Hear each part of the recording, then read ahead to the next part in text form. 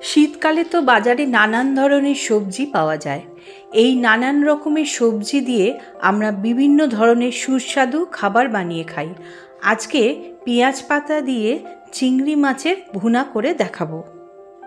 চিংড়ি মাছটাকে ধুয়ে পরিষ্কার করে নিয়ে 1 চামচ নুন আর 1 চামচ হলুদ আর সামান্য সর্ষের তেল দিয়ে আমি মাখিয়ে রেখে দিয়েছিলাম। এইবার একটা মশলা করে নেওয়া যাক। 1 ইঞ্চি আদা আর 7-8 কোয়া রসুন, একটা বড় সাইজের টমেটো, 2টো কাঁচা লঙ্কা দিয়ে একটা মিহি পেস্ট তৈরি করে রাখলাম।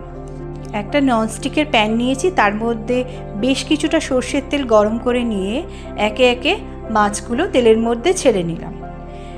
1 মিনিট ভালো করে ভেজে নিয়ে আবার অন্য পিঠটাও ভেজে নিলাম। এইভাবে সমস্ত মাছগুলো আমি ভেজে বোলের মধ্যে তুলে রাখলাম।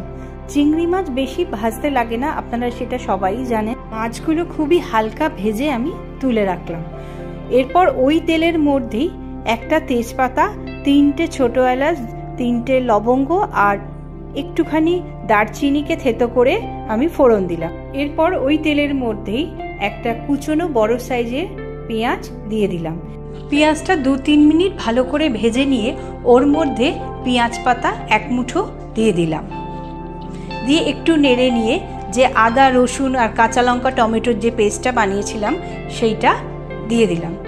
দিয়ে একটু ভালো করে নেড়ে নিয়ে ওর মধ্যে 1 চামচ নুন, 1 চামচ হলুদ, 1 চামচ লঙ্কা গুঁড়ো আর 1 চামচ কাশ্মীরি লঙ্কা গুঁড়ো দিয়ে আরও 2-3 মিনিট মশলাটা কষিয়ে নিলাম।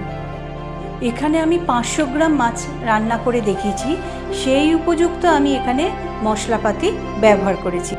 মশলা কষানোর পর মশলা থেকে তেল ছেড়ে দিলে ওর মধ্যে মিক্সির বোল ধোয়া জল ঢেলে দিলাম। দিয়ে একটু নেড়ে নিয়ে ফুটে উঠলে ওর মধ্যে সমস্ত মাছগুলো দিয়ে দিলাম। একটু নেড়ে নিয়ে তারপর মাছগুলো ফুটে উঠলে ওর মধ্যে 1/2 টিস্পুন গরম মশলার গুঁড়ো দিয়ে একটু নেড়ে নিলাম। ওপর থেকে কুচনো পেঁয়াজ পাতা ছড়িয়ে দিলাম।